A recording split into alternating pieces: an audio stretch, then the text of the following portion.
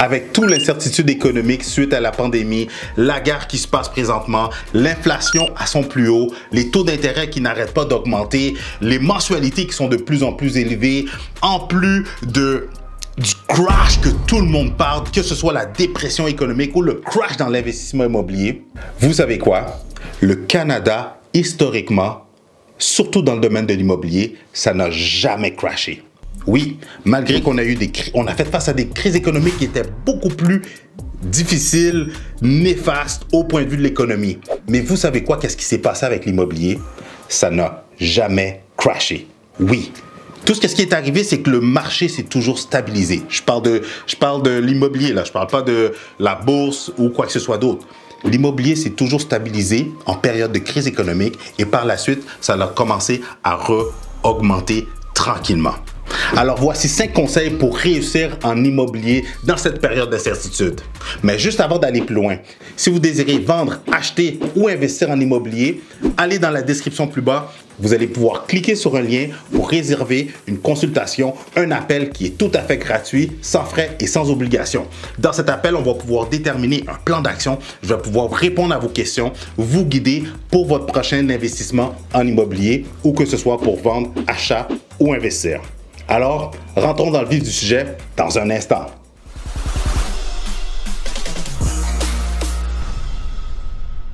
Le premier conseil pour réussir en immobilier dans cette période d'incertitude, OK, on va pas se le cacher. Avec la hausse des taux, OK, si on regarde des taux qui étaient de 2,5% versus des taux qui sont à 5%, ça fait facilement une différence entre 500 à 600 $ sur vos mensualités. Ça change la donne complètement.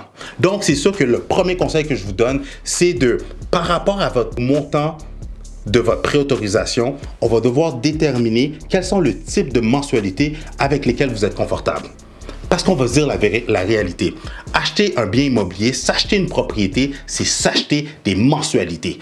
Donc, assurez-vous que les mensualités, vous allez être confortable avec, que ce soit pour faire un investissement immobilier, qu'on va trouver un bien, premièrement que l'immeuble va pouvoir se payer tout seul, ou on va s'assurer que on a un plan pour optimiser la place, pour s'assurer que cet immeuble-là va être cash flow positif pour vous.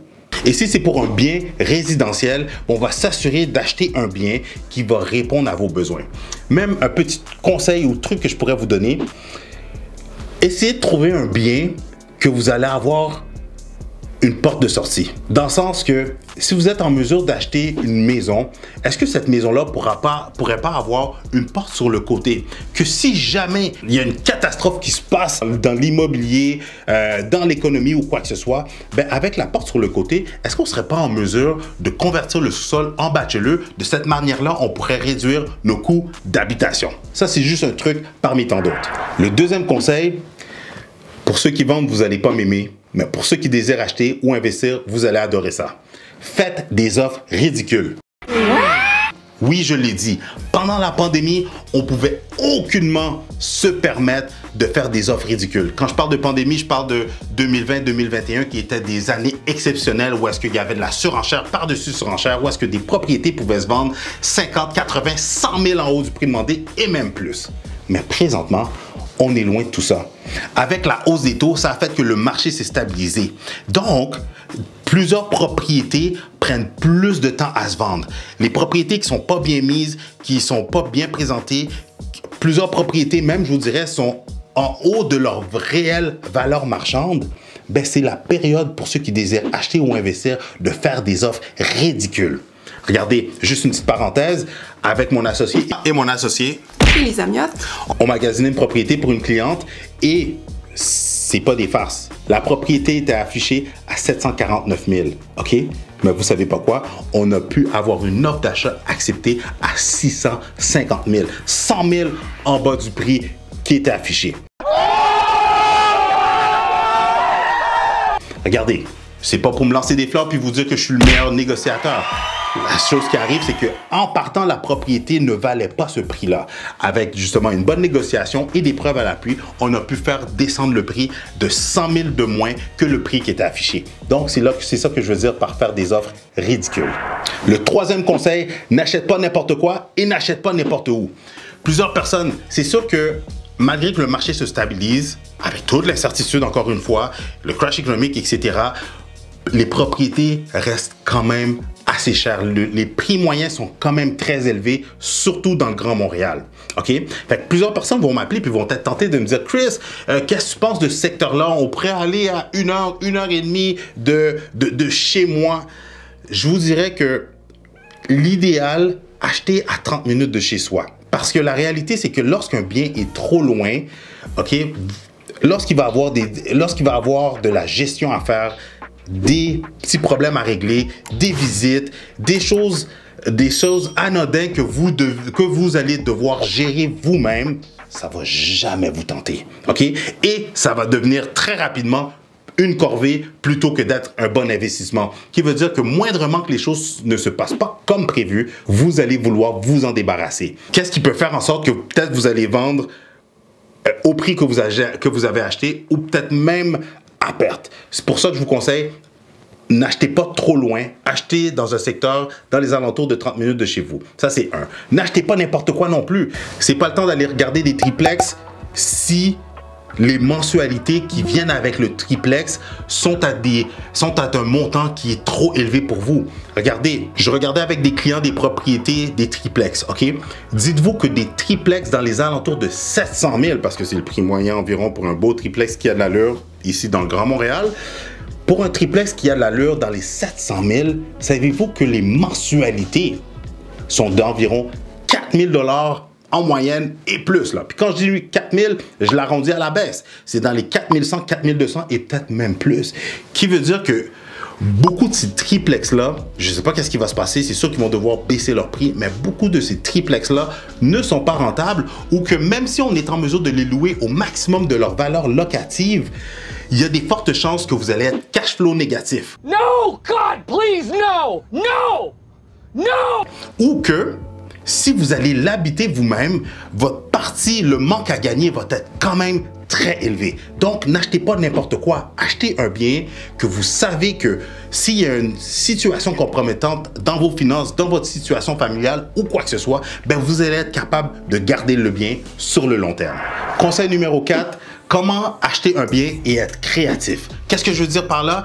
Est-ce que vous êtes en mesure d'acheter un bien et de faire une optimisation? OK? Comme tantôt, je parlais des triplex, mais est-ce que vous ne pouvez pas acheter un bien, OK, que même si les mensualités sont élevées, mais qu'avec une optimisation, vous allez être sûr à 110% que vous allez soit break-even, être à zéro à la fin de chaque mois, ou idéalement même que vous allez être cash flow positif. Qui veut dire, est-ce que vous êtes capable d'acheter, au lieu de regarder les biens qui sont clés en main, est-ce que vous n'êtes pas capable de regarder des biens qui ont été négligés, qui n'ont pas des belles photos, qui ont besoin d'amour, qui ont besoin d'être modernisés, d'être rafraîchis, ou d'acheter un bien que oui, il demande un prix quand même assez élevé, mais que vous êtes capable de le négocier à la baisse de cette manière-là, avec une belle optimisation dans un ou plusieurs appartements, vous allez être en mesure d'être cash flow positif.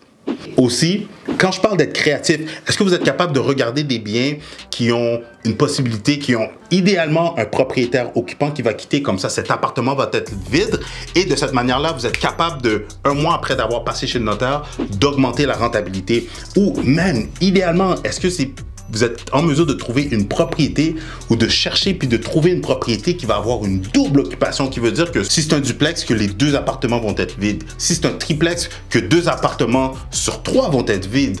Ou même peut-être les 3 appartements vont se quitter. C'était toute une famille qui habitait les lieux et que les 3 vont quitter en même temps. Ou si c'est un 4plex, est-ce que 2, 3 appartements sur tous les appartements, sur le total des appartements, est-ce qu'il y en a qui vont se libérer dans un court terme ou dès qu'on va passer chez le notaire? Comme ça, de cette manière, vous êtes capable de automatiquement, dès qu'on a les clés chez le notaire, d'apporter une optimisation et boum, on explose la rentabilité et vous venez d'avoir une propriété qui va être très cash flow positif malgré la hausse des taux avec des mensualités qui vont être élevées. Conseil numéro 5, encore une fois, je le répète, mais c'est sûr qu'avec toute cette incertitude, la hausse des taux, avec le conseil numéro 5, est-ce que vous êtes capable de faire un sacrifice ou un compromis à quelque part? Regardez, moi, je magasinais pour un 4 logements. C'est sûr qu'avec la montée fulgurante des mensualités, je suis obligé de réduire mon prix d'achat. Et c'est ça que, justement, c'est ça que le taux d'intérêt impacte le marché de l'immobilier présentement, c'est que dans toutes les gammes de prix et les styles de propriété, le bassin d'acheteurs a diminué. Qui veut dire que les gens qui pouvaient se qualifier pour 1 million regardent présentement peut-être des propriétés à 700 000. Les gens qui regardaient à 700 000 vont peut-être regarder des propriétés à 600 ou 500 000, et etc. Donc, est-ce que vous êtes capable de faire un compromis? Parce que je vous dirais, la pire chose que vous pouvez faire, c'est que si vous avez une préautorisation, vous êtes en mesure d'aller vous préautoriser pour un montant qui fait du sens, qui vous permet d'acheter une propriété, la pire chose que vous pouvez faire, c'est de vous asseoir et de regarder. Parce qu'une chose que je peux vous dire, c'est que oui, le marché est peut-être down, oui, il s'en va peut-être down, mais qu'est-ce qui est down, qu'est-ce qui est bas va remonter. OK? Donc, la pire chose que vous pouvez faire, c'est de regarder et de ne pas passer à l'action.